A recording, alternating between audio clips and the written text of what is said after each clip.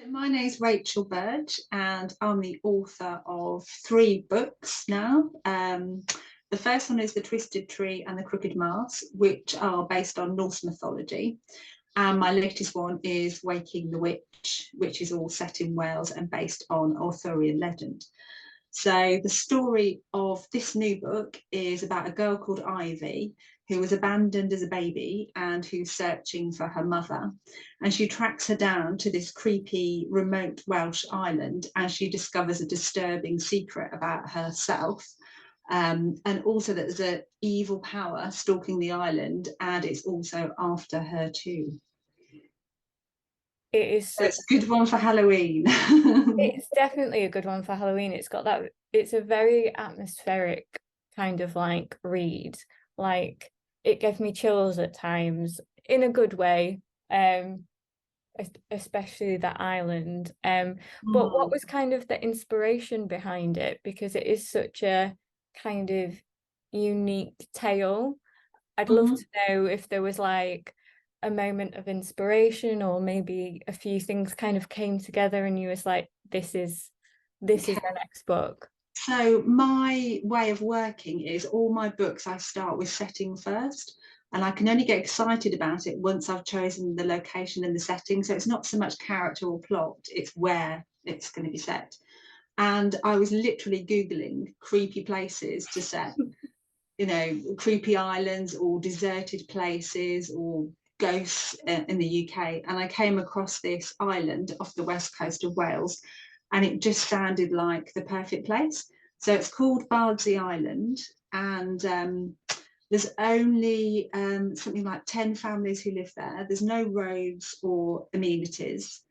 And it's been a site of holy pilgrimage since the 5th century, and there are said to be 20,000 saints buried there. And because the place is only a mile or so long, there's this running joke that you could dig anywhere and you'll find bones. And the population has dwindled, like a lot of islands around the UK over the years. So many of the buildings there just stand empty. So there's like a schoolhouse that was shut down in the 50s, old farmhouses. So it's like a ghost town already. And I just really thought, what a creepy place to set a story. And then I discovered something, and something clicked, I guess, is that although there are only a few families there, they all move out in winter and they take all the farm animals with them and go to the mainland. And I just found that really kind of like creepy, sinister. Like, why would they need to vacate? There is something weird about that. And then I also discovered it had links to Arthurian legends. So this island claims to be the real site of Avalon and Merlin's last resting place. And in some of the stories, Merlin finishes his days trapped in a tree in some of the stories, in a cave, or some in a tower. And Bardsey has this lighthouse, which is tower shaped. It's red and white striped, very distinctive tower shaped lighthouse, which is quite unusual. And the more I looked into it, there were just more and more creepy stories. So this lighthouse, it used to have thousands of seabirds crashing into it, and as many as 1,001 night died. And scientists couldn't figure out why this was happening. So they changed the white light to a red one. And again, I just thought, God, how creepy, because lighthouses are, this symbol of protection and guidance to keep you away from the rocks. And yet this one has got literally blood on its hands because it's attracting thousands of birds to die. And they've also put this red light there. And I just thought, what an amazing place. So I didn't know what the story was going to be, but I knew I had to set it there, and it had to have something to do with Arthurian legend. So that's what started it. There is a lot of, I don't think I'd want to visit. Like, it doesn't sound like the most welcoming island. So I can totally see why, like, just finding out those things about the island would just start things kind of like ticking in your brain, because you can visit there. They do. They have some holiday cottages, but they're only open in summer. And there's only one man who does boat trips, so it's quite hard to get to. I haven't been. I would love to go, but I haven't been. I think I'd be scared to go. I'm probably scared myself now. It's probably a lovely place and nothing sinister about it at all. I've just ruined it.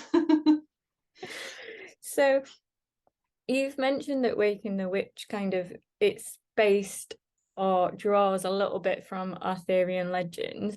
I always love to know, like, is there a pressure that comes with kind of drawing on kind of well-known narratives and myths, or is it quite refreshing to kind of take something and put a contemporary and like a modern twist on it and make it your own? I always, like, for me, I probably find that quite stressful. But you've managed to provide like such a new twist on something. So I'd just love to know, like, how you feel about it and like. Well, as a writer, I find it much easier to work with an existing framework. So if I've got existing legends and characters, then I find it easier to come up with stories based around that than a pure blank page where you have to invent everything from scratch. Yeah, and I suppose there is a bit of responsibility that you want to be true to the original sources. I mean, there's a lot of different tales in Arthurian legend, and they all, some of them really disagree and have different takes and versions of what happened. So I think there's quite a lot of leeway there to add something extra without feeling you have to stay fixed to one firm narrative. Definitely. With the book as well, obviously your story is much more centered on sisterhood and females, whereas when you typically think of Arthurian legend, you think of Merlin and Arthur and that kind of like the more male characters. Was that like a conscious decision, and that you Yeah, I always mean, wanted from the beginning to kind of focus on those more female narratives? definitely. To be honest, I didn't know much about Arthurian legend at all. It wasn't like a real interest. My first books are slightly different because they're based on Norse mythology, and I had a real interest in that. But Arthurian, it was just to do with the location. And the idea of men running around with swords did not appeal to me at all. So I was reading all these different stories, trying to find something that sort of, sort of sparked my imagination. And I came across this original tale about 9 priestesses who lived in the other world, and they were great healers, and they had this magical cauldron which they looked after. And then King Arthur led a raiding party, stole this cauldron, and then much later these same 9 women reappear, but instead of being revered priestesses, they've turned into these black hags and wicked witches. And I was really interested in how their story, how they went from one to the other. And their leader is Morgan Le Fay, and of course her character is very different. She starts out being portrayed as, a force for good with Arthur, but then over the years she becomes more sort of cast in this wicked role. So yeah, so that's why I went with the women, really, and just because I just like stories with witches. Well, yes, that is a very, we all love witches. I think some of my favorite stories are Mm, those with witches in. I think it's always a really interesting narrative when it comes to witches, whether it be sisterhood or power or anything like that. mm, It's just so good. Obviously our main character, Ivy, has a couple of struggles, mm, not just more kind of magical. She particularly struggles with kind of like communicating her feelings and just mm, kind of relying on other people. Um, I found that to make her extremely relatable. Is mm. that kind of part of the reason you kind of wove that into the story? And was she always going to be someone who kind of struggled with the more kind of emotional communication, if you know what I mean? Yeah, I suppose I always wanted to write a character who was quite feisty and strong on the outside, but actually there was a different story inside. So that appealed to me always from the beginning. And I think writers often draw on aspects of themselves in their writing, sometimes subconsciously without meaning to. And although I don't know what it's like to be abandoned as a baby, and that isn't my story, I know what it's like to have had a difficult childhood and to have struggled with emotionally how to process that, and I kind of wanted to have a character who goes through a transformative journey emotionally and physically. So, and that idea got me thinking about butterflies and metamorphosis, and that's why I put that element in the book, which is another strong symbol, because it's about her journey. Definitely. I think the butterfly kind of imagery is there from kind of like the first page, and it's what really kind of grabbed me in and got me thinking, and then set it up for this kind of development of who Ivy is as a character, as well as, yeah, I loved it. It was great. With the book, you've kind of got the real world and then kind of like a parallel magical world. How is it to create those two and balance them out and have them seem connected and believable, even though they're two quite different aspects of the world? So I set it in the everyday real world, as I wanted to ground it in reality, so that you could get a handle on Ivy and her character and Tom. And I tried to foreshadow what was going to happen with Merlin later by giving her a sexist boss, and something that a lot of women unfortunately have to deal with in some capacity. And then when it came to the more fantastical elements, I really try and focus on atmosphere and place. So my aim is always, while you're reading it, to feel like you're actually there with the characters, and then hopefully it feels a bit more believable because you get a real strong sense of place. But it is quite tricky to do, and I know it is a big leap halfway through the book. And it's funny that some people really loved the first half and said they lost it, they didn't like the second half. Some people said didn't much like the first half, but I love the second, when it goes into full-on fantasy. So it is really tricky to try and take readers through, you know, the two aspects. And some people like it, some people don't. I adored it. I mean, I've screamed about this book numerous times to anyone who will listen. But it was beautiful to see this kind of like bridge, because you don't get it in many books. You either get kind of your real world kind of setting, or you get your fantastical. There's not many that kind of have both. Not crazy enough to try and do both. Yeah.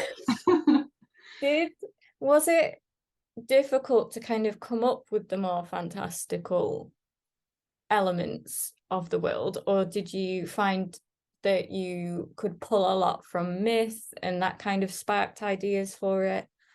No,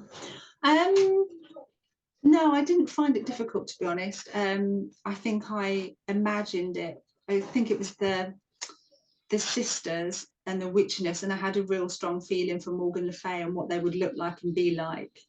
So they sort of came to me quite easily, and there's a lot of mermaid imagery that I use with them. And Morgan Le Fay originally meant waterborne. So I don't know, I just had this real strong image and sense of them as being by the sea, and I felt they really belonged at this island. I could really believe in them. As wacky and strange, as fantastical as it is, it all seemed to fit in my mind. You know, well, I've got an overactive imagination anyway, being a writer, so I could just picture it really easily. Yeah, when I was reading it, them being where they are made so much sense that my brain didn't even go, well, this is fantastical. My brain was like, oh, this is just off the coast, like this is totally happening right now. My brain didn't question it at all, and I think that's a lot to do with the kind of imagery and things as well that you've put in the book. Did you find anything interesting in particular that kind of really interested you when you were researching bits to do with the lore or the island itself? I know we've talked about the creepy removal of the animals from the island at winter. Yeah, I mean, there were a couple of things. one to do with the cormorants. There were a lot of cormorants on the island, and I was looking into those, and I can't say the Irish name, but the Irish name for them means black hag. So like black witches. And I just thought how, you know, and I was watching a lot of videos on YouTube of cormorants, and while I was writing, I just played it on a loop, listening to them and the sounds they make, and what sort of, they're really quite big birds and got massive wingspan and really quite intimidating in a way. So I could really imagine them as witches. So that's one of the things that sort of fed into the idea process. Like, I feel the more I talk to you about this book, the more I feel like it needed to be written, because the more, like, you've had these initial ideas based on the island, and then everything seems to have like weaved itself into place almost. Yeah. It feels a bit magical that the birds, I can't say the words out loud properly without embarrassing myself, but the fact that they're known as black hags is just it's one of those things where it feels like it's dropped into place, and then you've managed to create this incredible book from it. Thank you. So I suppose with your other two books, are they interconnected at all, or is it just both the Norse mythology element? Yeah, so the first one is The Twisted Tree. I'm not sure if that will show up there, or if it'll be back to front. It's beautiful. Yeah, so that's a ghost story set in Norway, based on Norse mythology, that's very creepy. And then there's a follow-up story, so it continues with the same characters, which is The Crooked Mask, which is set in a sinister magical circus, and that features Loki quite strongly, quite a sinister take on Loki. A bit more horror, that one. Do you think that kind of mythology, and whether that be Norse or Arthurian or some other mythology, is something that you'll always kind of find inspiration on with and kind of look to when it comes to writing future books as well? Yes, but then also I don't want to feel that I always have to do that. So then I have to, oh, let's raid the next mythology. I quite like taking real facts, which I really enjoyed with Waking the Witch. There were so many things I found out that just seemed to spark my imagination to help me write the story. So on Bardsey Island, for instance, there's this BBC documentary, you can look it up on YouTube, where they hired a family to come from the mainland to act as caretakers in winter to look after the place. But they only lasted one day because their boy injured himself on the rocks and had to be airlifted out. And I just thought, again, there was almost something cursed about this place. And I just loved taking bits of reality and then mixing it in with my own imagination of what might be causing it or what might be happening. So I think I'll always try and do that. I love that aspect. And I do really enjoy mythology, but I don't necessarily want to be, right, I'm going to do Egyptian tomorrow and then it's Greek next week. And then it's, because then it does feel like I'm just raiding the toy box. What's next? Yeah.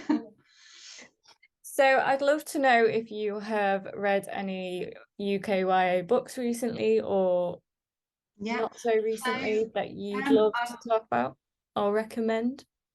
I'm just started, so I've read about 7 or 8 chapters of 16 Souls by Rosie Talbot, which is set in York. And actually, I went on a ghost tour of York and really enjoyed it. The book looks a bit damaged because I do most of my reading in the bath, and I dropped it in the bath the other day. I don't know why I do most of my, I just have a bath so I can read for like half an hour. So I think it's a good, I always do it as well, and I think it's because I feel like I can read for as long as I want because I'm also having a bath, and it's almost an excuse to read in some and it's nice in winter because it's actually like warm and I won't get disturbed, so you can shut the bathroom door. Now I was going to come in and ask or anything. And another author I really like is Frances Harding, just because she writes so beautifully. So I'll always go back to her work. I've recently read The Unraveller. Oh Which, yeah. which one would you say to go to next? Because that was my first one that I can remember reading. I know I've read some when I was a lot a lot smaller, well, Yeah. quite a while ago. But I'd love to know, having read that Well, I one. like the Cuckoo Song. So there's various covers, but that's one of them. I really love that. I mean, I'm terrible. I underline books and turn down pages. I have no respect. I'm an awful person. I break spines and everything. And if I love a book, I'll buy a brand new copy and keep it on my shelf. But otherwise, I just see it as a thing to literally devour. And it's just got so many passages underlined that I just love the writing. Definitely, it's I'm the same. Like, I like, see, I'm quite strange in that, like, I like getting my books and then being pristine Mm-hmm. when I get them.